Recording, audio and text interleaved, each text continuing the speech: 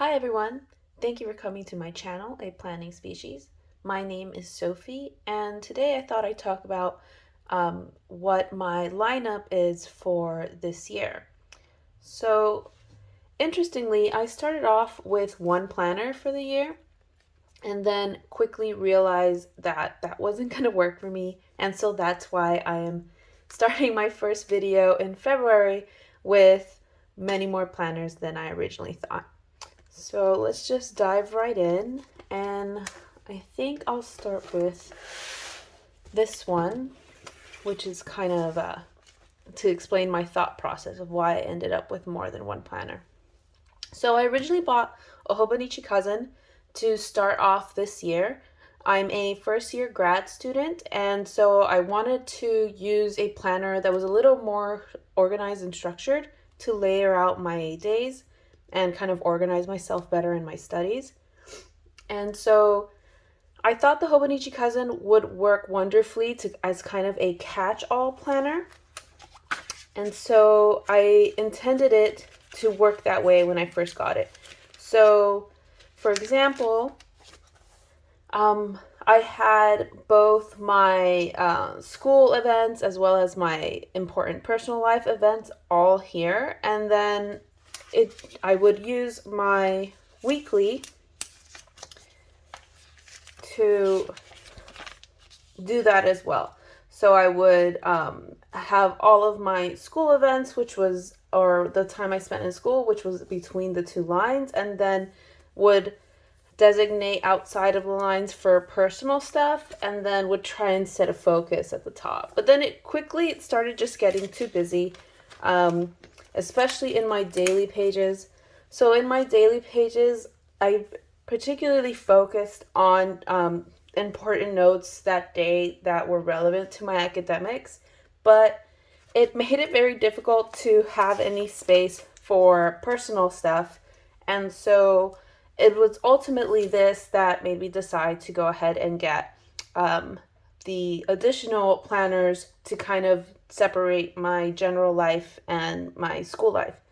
And so now this planner is transitioning to a more personal one. I haven't exactly figured out yet how I'm going to use it.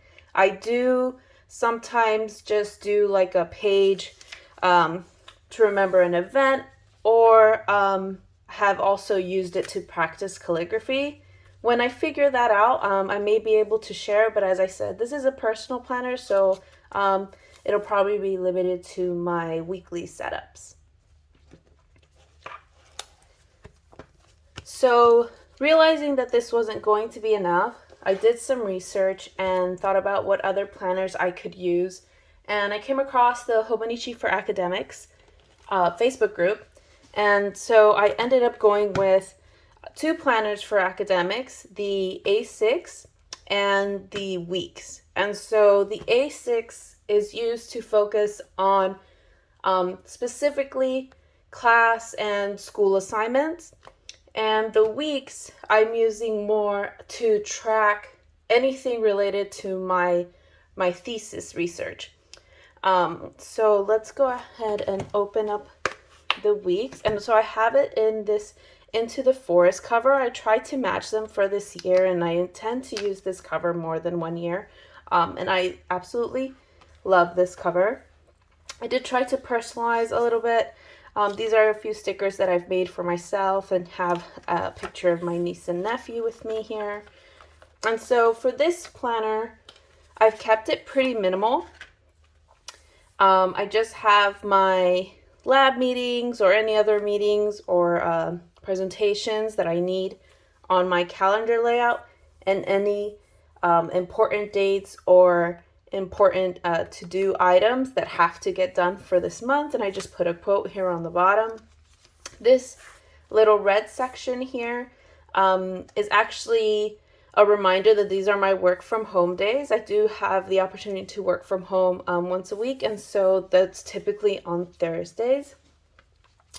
And then this is the setup I have so far for academics. So I don't know if you can really see, but I'll use the schedule to kind of block a little bit of my time.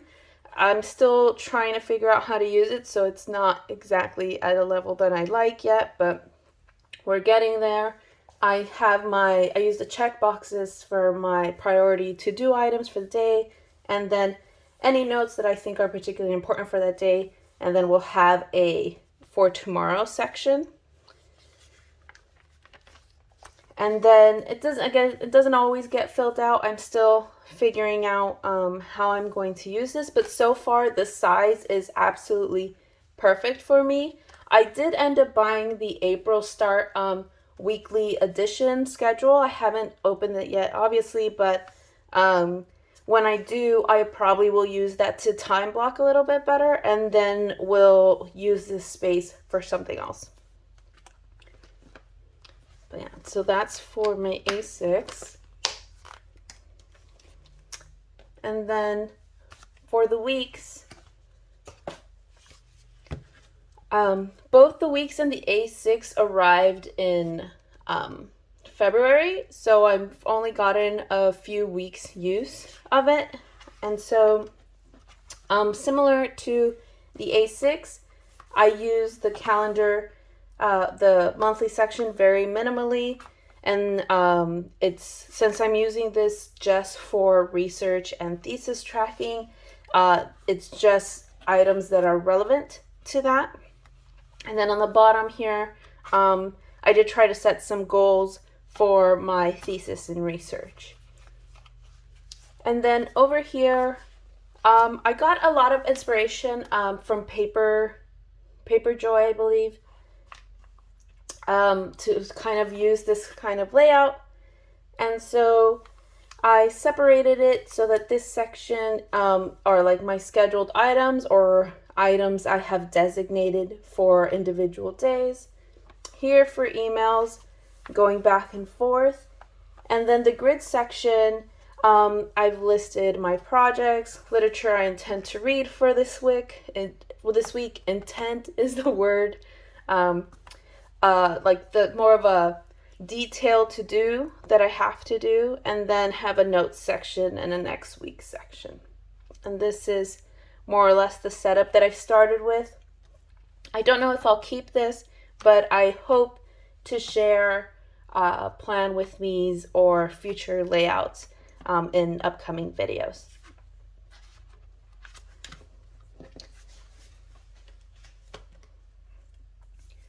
And the last one I have is actually not a planner. It's just a grid notebook. I wanted to find something where I could have all of my research notes, anything I've read on literature, or any thoughts as my thesis progresses in one area, in one book.